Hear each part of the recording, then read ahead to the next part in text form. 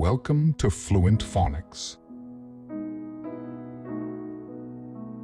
Today, we will learn how to pronounce the word impunity.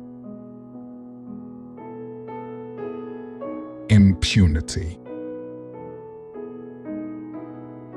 Impunity. Impunity.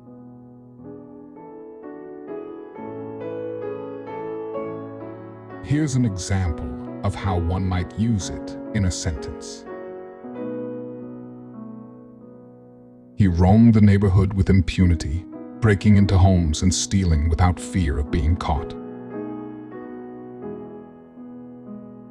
Impunity means exemption from punishment or consequences, often used to describe someone who acts without fear of being held accountable for their actions.